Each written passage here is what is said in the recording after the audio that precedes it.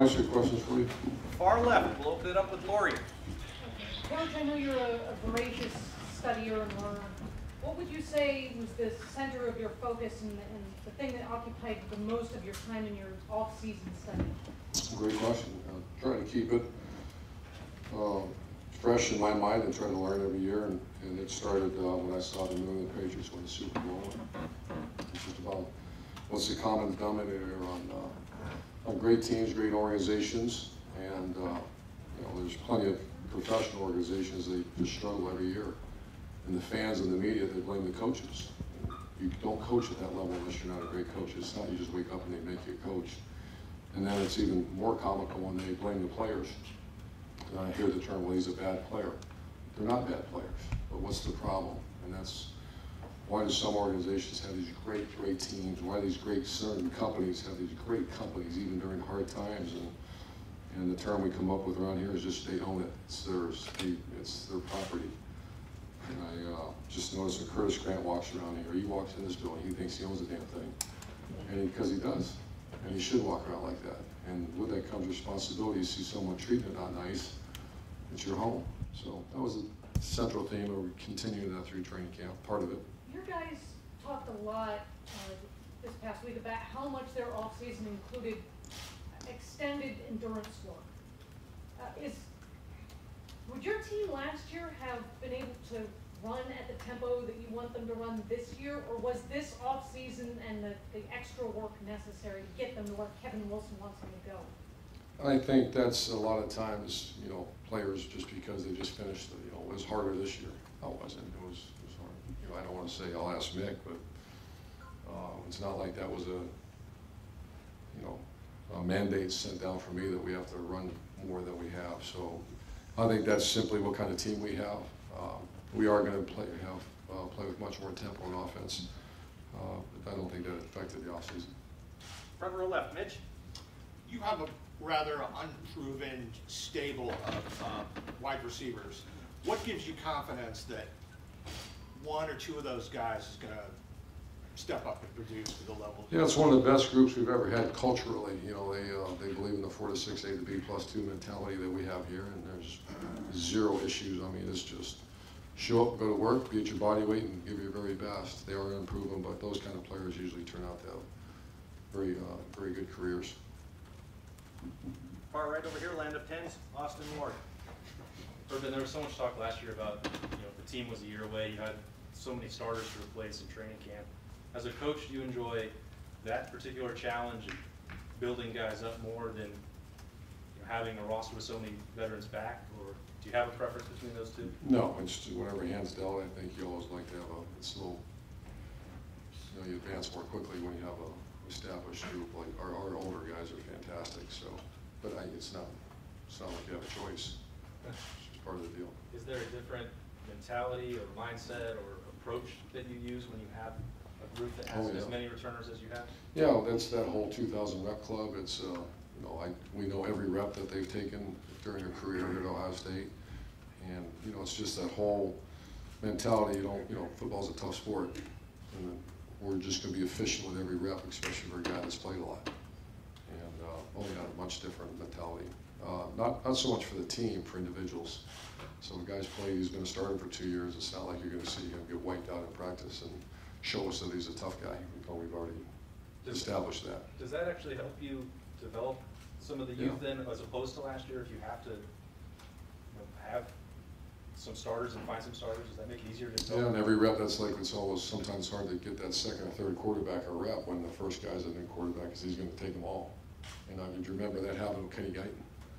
Our first 2 years, it was hard because it was so new to Braxton that he took up so many reps. That way, such an amazing example of preparing yourself even when you're not getting the game rep. Kenny Guyton's legendary around here because he won games for us without getting the one-on-one reps. But when you have an established guy, it's so easy to stick the other guy in there. Front row, Bill. I know it's so early. Is there anybody who's made a jump in your mind? Any position group? Any young player? It's too early, Bill. Next week we'll get you. Try it. Far left, front row, Doug. Urban, what did you learn or observe from Michael Jordan last year playing as a true freshman on the offensive line, and how would that affect how you guys view Josh Myers or Wyatt Davis or any true freshmen on the offensive line who are guys who are fighting for spots? Well, Michael Jordan, if you evaluate it, played okay, played pretty good for a freshman, but that's a position you rarely would like to see a true freshman go play. But, there's three guys we're excited about with Josh Myers and Darren Munford and Wyatt Davis. Those are all want to try hard guys, so we have no problem playing the guy. And Michael, it's only, I think, the second one in my career that I've ever had that Marquise Pouncey and Mike Jordan come in here and start right away. And when you see, so on Michael, playing okay as a true freshman, what might that do for him now as a sophomore and the rest of his career? Yeah, you can't, there's no price tag you put on experience. And we try to create that as much as you can in practice, but there's nothing like it. And he's doing really well right now. Had a great finish to the summer, and 3 days in, he did a very nice job. A little different approach, you can tell from him. Second row left from the Athletic, Ari. Urban, you guys have been in interesting recruiting situations where you're involved with trying to flip prospects, and then your prospects who are committed are trying to be flipped from other programs. I was wondering, you guys, I can't even think of maybe one that you've had flipped out of your class. You guys have done a very good job of taking prospects and then keeping the ones that are being recruited by others in your class. When a prospect's committed to you, what is the strategy? How have you been so successful in keeping a commitment once you've gotten it? I think it's our players, and I think it's our players' families. Why is Ohio State doing very well? It's a great place, and the culture is very good, and our kids love to go to school here and compete. And we try to tell them to hold off on committing too. A lot of players try to commit right out of the jump, and take your time, because those are the ones that often say, now I got to rethink this thing through, and they start taking visits, and that's just, that's part of the game though. And we don't try to be over forceful one way or the other. I always make sure, are you sure you want to do this? Well, I'm kind of sure. Well, don't hold off. We're not a very pushy program. Does that make sense? It does. But there are times where there's maybe 3 programs in college football that can offer what you guys offer from top to bottom. When one of those programs, like Alabama, for instance, comes in here, is it different? How do you handle that when, it's one thing to say Ohio State's a great place, but there are a few other programs that are on par with what you guys have. It's player to player, and you've probably heard of some of them, and maybe some of you haven't heard of those kind of battles. Just honesty is the best policy, and do the very best you can. Try to do. The recruiter has a hell of a responsibility, the position coach, and obviously me, to make sure you maintain a great relationship. Far left, Matt. I know you mentioned that pre-practice is too early to tell on players, but what do you in these early practices, you and the staff, what are you looking for? What does catch your eye? It's all culture at this point. That's that whole thing, that go hard, because there are going to be plenty of mistakes, and the player that freezes up, and we have a saying around here, when contact is made, that means when you're in a game-like situation, you revert back to your training. The players that revert back to their training, that's the hardest thing for a quarterback, because they can look so good in drill work, and then all of a sudden you get out there and you can't hear the right guard misses a block, you get hit, and you lose your focus. Those are the quarterbacks you see really struggle in NFL, college, high school. The player that something good does not happen, he can go right back to fundamentals and all the training he's been through. Those are guys that play. So that's what I look for now in all our coaches. And as you start establishing depth charts, and we'll have a scrimmage this Saturday, and then after that you're going to start seeing depth charts starting to get materialized a little bit, and following that when they're done. So they have about 10 days or whatever it is to establish themselves, and that's what we're looking for. We're not looking for assignment expertise yet. One other thing I wanted to ask you, I saw over the weekend, you guys posted that you were at Magic Mountain, and through the summer, I know they did outings at Zubeezy Bay and other things. How important, I know that has nothing to do with the X's and O's of the game, but the culture stuff and team unity, how important is that stuff for you and the staff to kind of work in? Well, I think you've been around here long enough. It's called Power of the Unit, and that's 9 units strong, and that guy has to, before he can do what you ask him to do, he's got to trust you. And how does he trust you? He's got to know someone other than the guy that walks through these offices all the time. So we expect them to be over their house, get to know their families, they know their families, and do something other than constant football. So you see us do that quite a bit.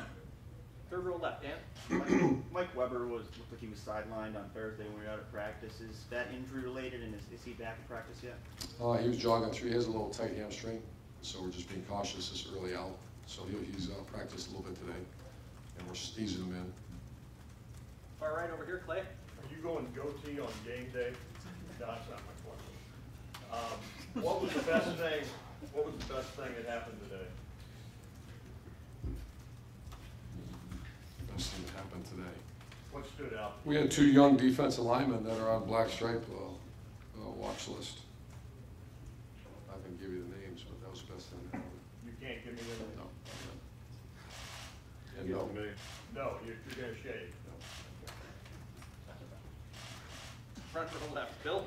Urban, Black JT plates was, here. JT was talking the other day about, you know, as he's learned your offense and learned opposing defenses, that maybe there were times where he would hesitate because what his knowledge told him would happen didn't happen, and he was pump fake. Is it possible for a quarterback to know too much, or think too much when he's? Oh, sure, sure it is. It's a little bit of reaction because it's not perfect, and not exactly. I've seen quarterbacks go through that, and that's why we try to do the best we can, given that situation in practice. And defenses, especially the multiple defenses where you know, there's no definitive.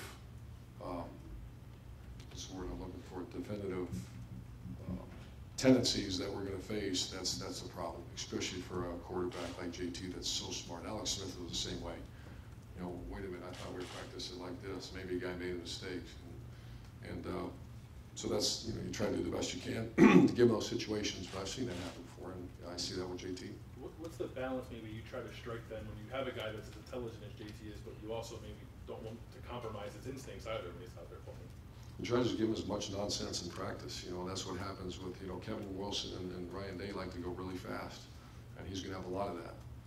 And I'll just give this as a little detail, but it's pretty good way of thinking about it. And for example, in throwing the football, there's a movement key.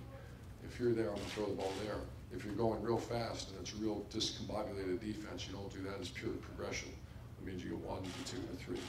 Does that make sense? I mean, that's a simplified way, but that's a perfect example. So if you go fast and you're going to see defenses aren't quite lined up, we're more progression oriented in the throw game.